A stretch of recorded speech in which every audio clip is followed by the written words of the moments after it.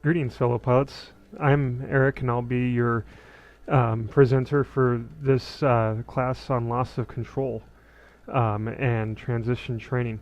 Typically, I don't like to put my last name in all my, I guess, titles next to my name, but I did it today to illustrate that I have gone through many different types of transition training and have a fairly decent understanding of what it takes in order to transition between aircraft and how to not lose control of those aircraft you just transitioned to.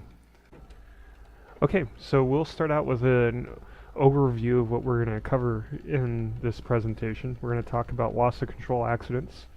Loss of control work group recommendations is a group of people at the FAA gathered together, and they performed studies trying to identify what some of the causes were and what some of the solutions might be, the different types of transition training that's available, and some tips and tricks to help you out along the way.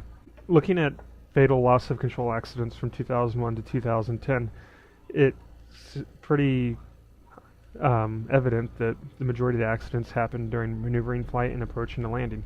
Anybody that's been a pilot understands that these are some of the more stressful, more difficult times to work through. The loss of control work group found some key points that they were able to identify as underlying causes for loss of control accidents. The one on the top is lack of single pilot CRM skills. Basically, pilots who are unable to maybe manage a workload, or maybe they get task saturated at a critical moment in flight. Unstabilized approaches, both VFR and IFR.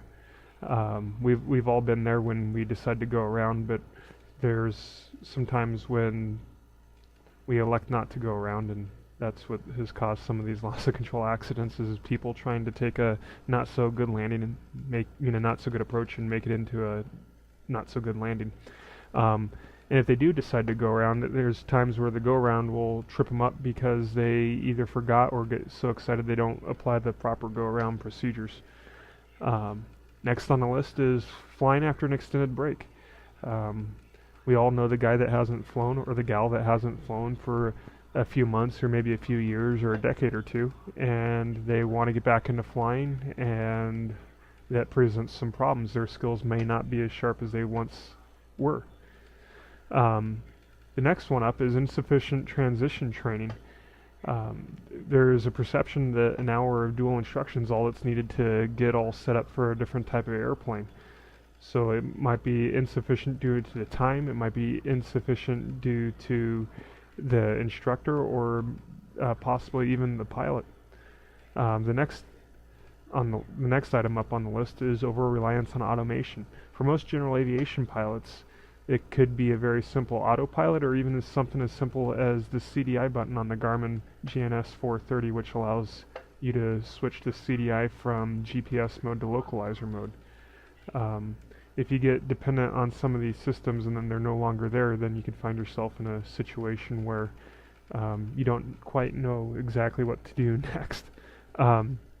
Obviously, flight after use of drugs, whether they're over-the-counter, prescription, or illicit, has an impact on loss of control accidents. It doesn't take very much imagination to visualize that. And then lastly, lack of aeronautical decision-making skills. That's the good old common sense that isn't so common. I think that one's a little harder to define sometimes, because how do you gain that experience to make a good decision? When most people think of transition training, they think of stepping up. So we got the Seminole up there on the top left, or the high-speed Bonanza with the V-tail on the right. Looks like we got the Piper Meridian down there on the left, and then an SR-22. So when most people think about transition training, they envision stepping up from their trusty trainer to one of these aircraft. Well, that is true that transition training does cover stepping up in aircraft performance. It also goes with stepping down in aircraft performance or size.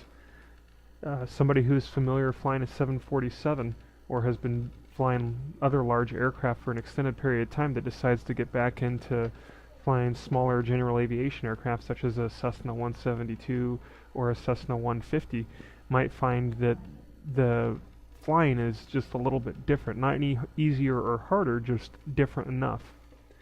And it's different enough to warrant transition training.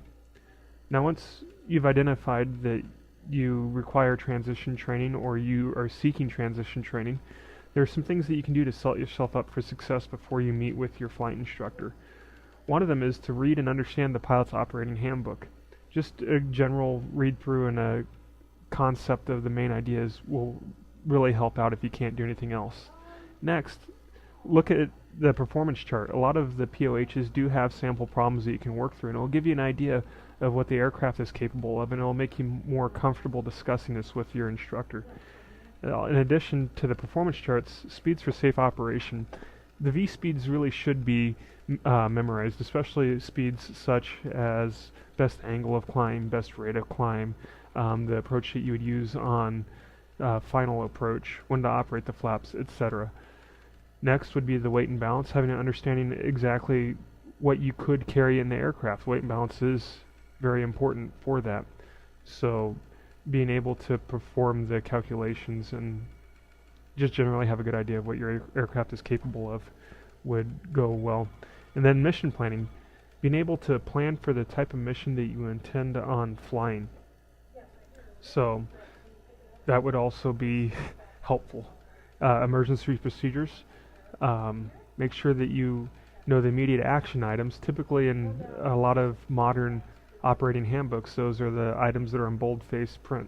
Make sure you have those committed to memory before you step into the aircraft. When you're practicing an emergency procedure, that is not the time to try to recall what those emergency procedures were. And then the systems knowledge. Having an idea of how the aircraft operates mechanically will greatly help you understand how the aircraft works. You know, electrical systems, fuel systems, hydraulic systems, probably on more complex airplanes. That's pretty much the gamut on the small aviation aircraft. I'm not too sure of anything outside of maybe some of the smaller jets or turboprops that have any bleed air systems, but if you are stepping up to something like that, make sure you have a good understanding. So after you've read the POH and you have an idea of what you've gotten yourself into, now you need to have somebody help you work through that process. Finding an instructor can be almost as important as doing the transition training itself. When you're looking for an instructor, you want to make sure that that instructor has experience in the make and model that you're going to fly. Make sure that it's current experience. If you know somebody that flew your airplane for 1,000 hours 15 years ago, that might not be as good of a choice as maybe somebody that has a couple hundred hours in it within the past couple of years. So recency and experience is something you want to seek out. A good way to dig up some of these flight instructors who are experienced with the aircraft that you're trying to transition into would be people that own that aircraft. You can contact any of the aircraft type clubs. Most of them have websites. Pilot organizations such as the AOPA and the EAA. And also, if you have some really deep pockets, you can talk to some of the simulation training providers like Flight Safety, especially if you're stepping up into something like a jet or a large turboprop. The other thing you want to do once you've identified your instructor is make sure that they use a syllabus, whether it's a syllabus that you provide or if it's a syllabus that the flight instructor provides. Make sure that it's something that you and the flight instructor both have a copy of and that you both agree upon. And then the next thing to discuss is the budget. Nobody likes to talk about money when they're flying airplanes because it's, can be a little less fun than flying the airplane, but make sure that you and your instructor are on the same page as far as the amount of time and the amount of money that it's going to take for you to transition into your new aircraft. At this point, hopefully you have more than one candidate identified after you've ran them through the ringer that we discussed on the previous page. When you are talking to your flight instructors, when you've narrowed it down to 2 or 3, you want to talk about what you plan on doing or your mission set. Make sure that your mission is going to be something that fits into your experience and your capabilities, the aircraft that you've already flown, and make sure that you let the instructor know what you expect to get out of your training. Then the other thing is you want to make sure that the CFI is someone you feel comfortable with their experience or their background. I would also caution people that just because somebody has a lot of flight hours doesn't necessarily make them a good CFI. Make sure you take a look at the whole entire picture. Make sure you have a good personality match. Make sure that it's a good fit. If you have any lingering doubt about an instructor's abilities or their personality, I would suggest that you consider other options available. It's a lot of time and money that's going to be committed to your training. One of the categories that people transition into are light sport aircraft and experimental aircraft. There is a wide range of performance and size in the amateur built aircraft. You have everything from little cruise around airplanes like the Vans RV-12, for example, that are nice, slow, docile, all the way up to amphibious aircraft or aircraft that are extremely fast.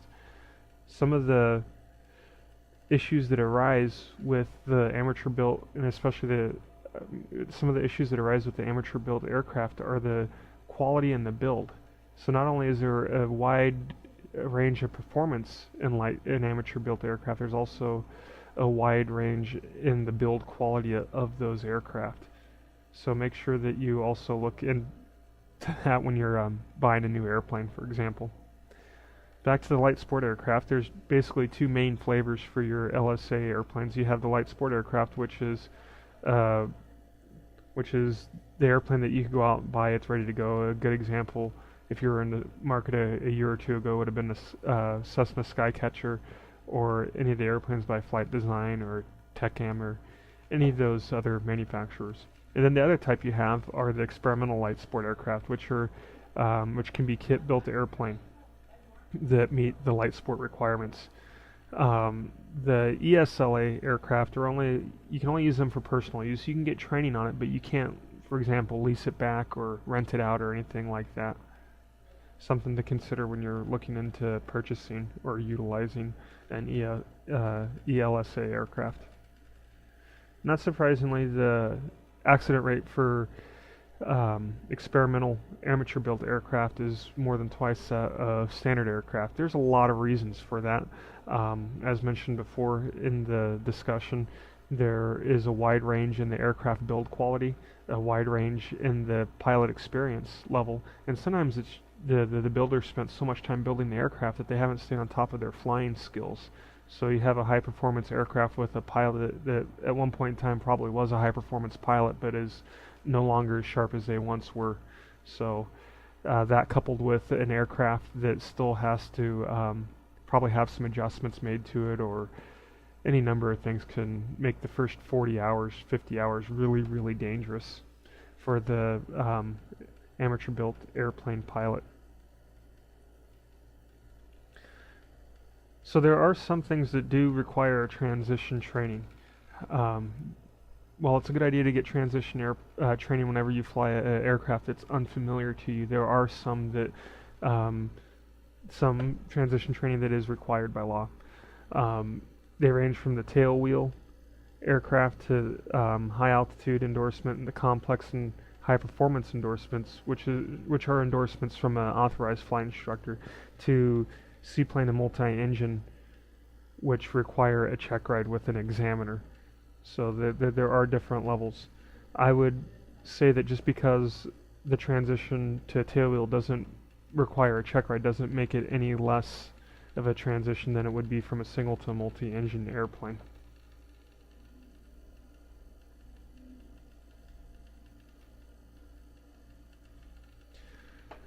Again, for the required training, you want to make sure that you get the right instructor.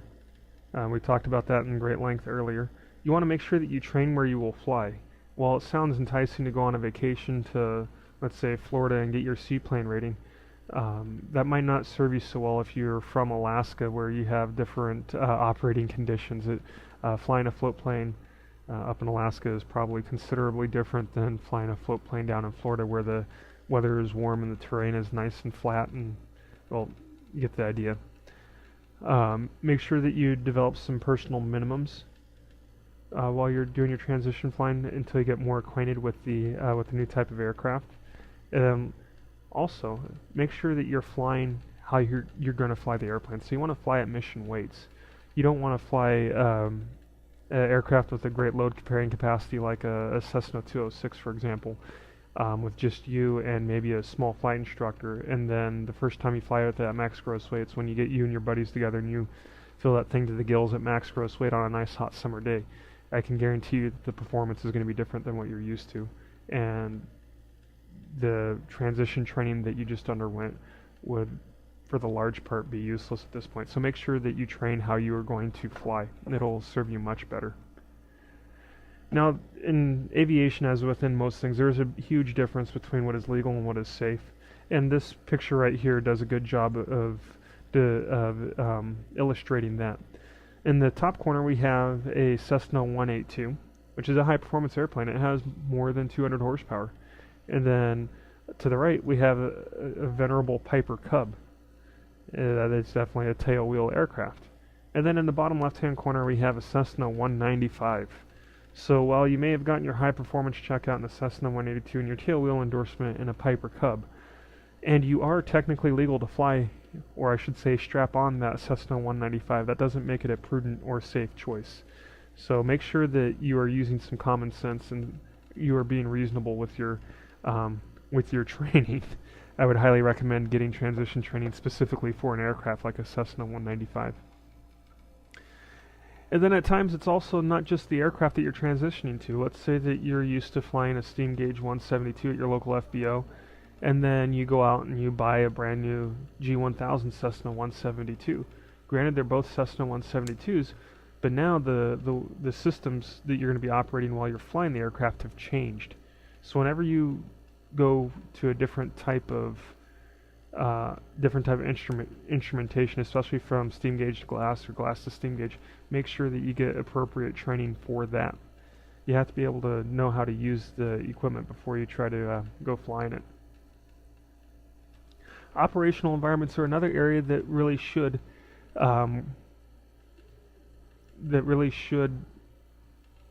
do merit consideration for transition training. Flying up in Alaska from a gravel strip is a lot different than flying, as this picture shows, at a busy airport with a control tower, maybe in some of the larger urban areas in the country. That's one of the experiences that I had that I received transition training from. I learned how to fly in Jacksonville, North Carolina, which is a Class E airport that had flight services to it, mainly out of in the form of regional jets and Dash 8s. There really wasn't a whole lot of airspace around. There was some interesting things. There were some prohibited areas thanks to Camp Lejeune and New River Air Station. A TIRSA, one of the few TIRSAs that I know of in this country, down in Wilmington. So while there was some unique characteristics about flying in that area, there really wasn't a whole lot going on. I moved to Southern California and was introduced to some Class Bravo airspace that was a little intimidating at first. I began my transition flight training down at Brown Field, which is right on the Mexican border. In order to go anywhere north, you have to transition through, around, and under some Class Bravo airspace. So I made sure I got up with a local pilot who had a lot of experience flying in the San Diego area and made sure that I was really comfortable flying out of the Tarrant Airport in and around Class Bravo airspace. Eventually, I ended up doing a lot of flight training out of Montgomery Field, which is nestled between San Diego International and Miramar's Class Bravo airspace, with some Class Delta airspace from Santee or Gillespie Airfield off to the east. So it was quite a bit of a transition, but I made sure that I worked with somebody that was knowledgeable, and I managed to stay out of trouble and had a really enjoyable time. Now, in my instance, flying in busy airspace isn't something that I worry about because I got the proper training from a knowledgeable flight instructor. Some things to help you out in your transition training is, and for that matter, as far as loss of control accidents, is to give yourself some room. If you're practicing an unfamiliar aircraft, for example, if you're going to be doing aircraft maneuvers, make sure you give yourself plenty of altitude and also plenty of distance away from controlled airspace or any other busy areas. Make sure that you minimize your distractions, things like make sure that if you're flying a new aircraft for the first time that you and your flight instructor go out to an area where there's not going to be a whole lot of radio traffic or other aircraft traffic. Make sure that you have your phone turned off. Make sure your mind is clear. All those other, you want to make sure that you're able to focus completely on the task at hand. For ground reference maneuvers or taking pictures of your in-laws farm, for example, a way to do it is instead of doing a turnaround to point, flying around the airport, might be to make, or the barn I should say, would be to make 2 passes, one heading one direction, then turn around and then fly down the other direction, so that way both sides of the aircraft are able to see the site instead of flying around it. Make sure you keep track of how you're flying. If you feel that you are having some trouble with some crosswind landings, for example, or just managing the aircraft, be honest with yourself about that and seek refresher training. If it's been a little while since you transitioned into a new aircraft, especially if you don't fly on a regular basis, make sure that you go back and just go over some things that you may have forgotten or that you may need some help with the flight instructor you got your transition training with. And then after the first 6 months, probably about once every year or so would be a good idea. Another thing to take advantage of is the Wings Pilots Proficiency Program by attending seminars that are available for Wings credit. Those will also help you maintain your flying brain. Then another time to get refresher training might be after you've been away from flying for a while. Maybe you were flying all the way up until the holidays, you got bogged down after Thanksgiving, now it's the new year and you haven't flown in a couple of months. It might be a good idea just to get a flight instructor to go up with you and mainly more just to make you feel more comfortable with yourself, and they might be able to even give you some pointers. And then secondly, practice. Make sure that you stay proficient in your flying. Please, please, please do not be the person that does 3 takeoffs and landings every 90 days and then consider yourself to be safe. That is that is not a good way to maintain safety and proficiency. Okay, so some quick questions from the class. Maneuvering flight and approach together account for about half of all fatal loss of control accidents. To get the most out of your transition training, make sure you read the POH, select a flight instructor that works for you, and train at least twice a week. I can't put enough emphasis on making sure that your training has a little bit of continuity to it. Transition training is more important when stepping up than when stepping down. We can pretty much guess that that's a false. Pilots trained in traditional aircraft are more likely to crash in LSAs than pilots trained in LSAs to begin with. I can, from personal experience, completely endorse that statement. Flying in a light sport aircraft is just a little different than flying in a larger, more conventional aircraft such as a Cessna 172. I wouldn't say it's any harder, it's just different, and that difference needs to be respected. And some good practices to avoid loss of control are avoid distractions, seek refresher training, fly by, not around objects that you're paying attention to on the ground. Practice slow and maneuvering flight at altitude. Participate in the Wings program, shameless plug. The Wings program is an outstanding program.